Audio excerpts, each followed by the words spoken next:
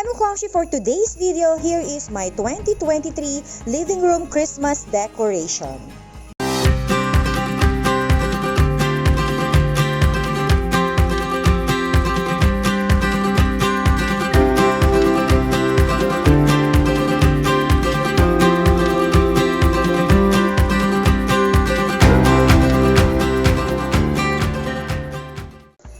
Hello mga kapitbahay, pasok kayo sa aking munting tahanan. Ayan, papakita ko sa inyo ang aking Christmas decoration that actually September pa lang, nagde-decorate na kami, nag-start na talaga kami mag-decorate. At naka-upload na rin yan sa aking YouTube channel kung gusto nyo makita yung aming yearly Christmas tree decoration. Ayan, tingnan nyo, panoorin nyo lang doon at subscribe nyo na rin ako kung hindi pa kayo nakakapag-subscribe sa aking channel. At follow nyo na rin ako sa aking Facebook page para naman mas happy ako. So, itong mga Christmas decoration ko, matatagal na yan, mga 10 years, mahigit na ang mga yan. Kasi yan, mga fiberglass and mga antique finish. So, hindi naman kasi siya exposed sa araw, kaya pag punasan mo lang, mukhang bago yun, na uli siya. So, yan mga musical Santa ko, basta yung mga nakasabit na yan, matatagal na rin yan. Tapos yung sa hagdanan, ayan, inaano lang namin, nagre-recycle lang kami or ginagamit lang namin yung mga luma. Hindi kami bumibili yearly ha. Basta nag-iisip lang kami ng mga kakaibang idea na sa tingin namin maganda, na hindi kailangan gumastos ng mahal. Syempre, for the go na yon. Kaya ng aking Christmas tree, alam nyo ba na 24 years old na yung Christmas tree na yan, iba-iba lang namin yung pagde-decorate sa kanya. Tapos inisprayan lang namin ng kulay white, kaya naging ganyan-ganyan yung kanyang leaves. Pero white, green lang talaga yan. Tapos itong twigs na yon, ay galing lang siya sa pinutol na halaman. Tapos sinisprayan ng white. And then itong musical Santa ko is 12 years old na yan. Tapos yung kalahati ng Christmas tree namin, ayan. Ito pa, yung mga twig, yung mga dry na branches ng halaman. Ayan, kinulayan lang namin. Tapos ayun yung kalahati ng Christmas tree ko pala. Nilagyan lang ng mga balls. Yung mga balls na yan, matatagal na rin yan. So ayan, gusot-gusot pa yung aking sofa. Ayusin natin para naman maganda-ganda tignan, o di ba? Okay, sofa seat cover, comment kung gusto niyo ng sofa seat cover and throw pillow, o di ba? Comment lang for the link and order na kayo. Ayusin natin na maganda. So iba-iba rin yung kulay ng throw pillow namin na depende talaga kung anong maisipang kulay. Yan, sana mapanood niyo na sa YouTube ko. So, eto, lumang mga decor din yan na panglagay sa Christmas tree before. Yan, mga ornaments na yan. And ngayon, ginawa namin centerpiece. Tapos ito, 12 years old din ito. 12 years o 14 years na yung Santa Claus ko na yan. Pinupunasan ko lang yan ng maigi para kumintab siya. Or dala ko ng konting oil, ayan, para gumanda pa rin yung itsura niya. At mukha pa rin siyang bago. Basta ang sikreto dyan is ikikip lang siya ng maigi.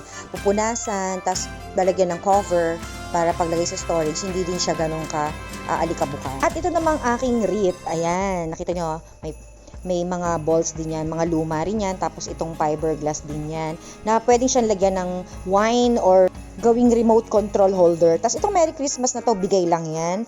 And then, syempre, ito nga ang kwento ng wreath na to. Lahat lang yan ay recycle and galing lang yan sa lumang hula hoop ng anak ko na binalutan ng luma din naming garland. O diba, ang ganda pa rin ng kinalabasan. Kailangan mo lang talagang maging artistic and umiilaw pa yung Merry Christmas na yan. At bago ko makalimutan, i-flex ko lang din ang aming chandelier. O diba, meron din siyang twigs.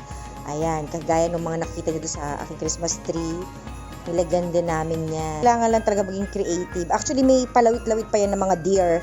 Hindi pa namin na ilagay. And then, itong basket na to, sobrang matagal na tong basket na to.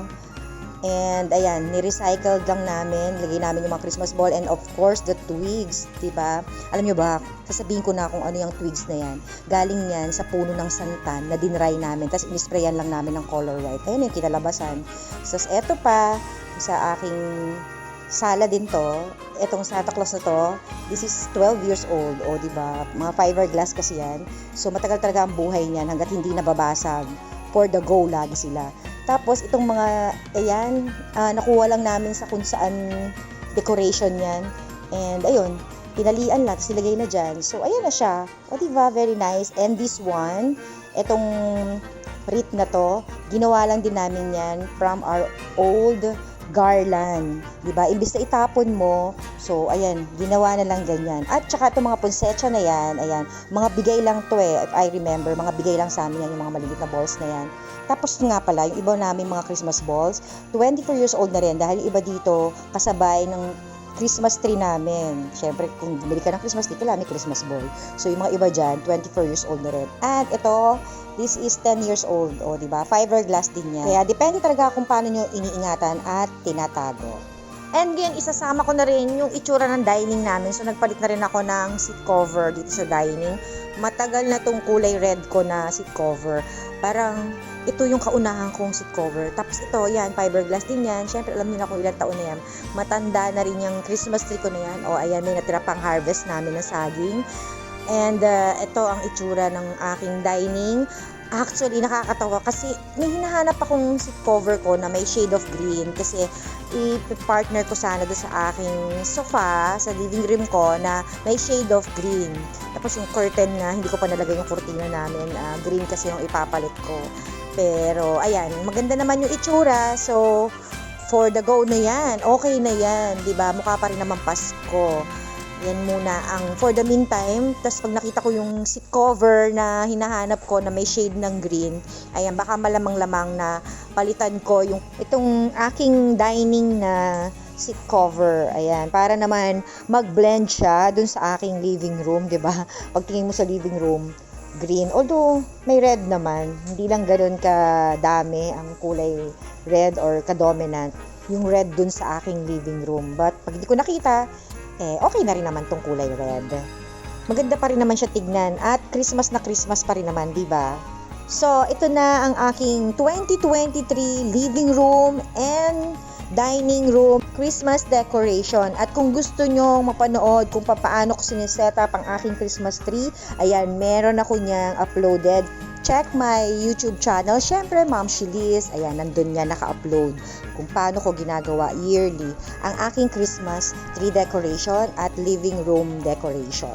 So, at ito yung aking 2020. Ayan, hanapin nyo na lang yung video ko dyan. Naka-upload yan. And ito yung aking 2021. At yung 2022, yun ang na-miss ko. Well, anyway, don't forget to remember that Jesus is the reason for this season. Merry Christmas, everyone! Take a breath, it's summer, summer. Smell the perfume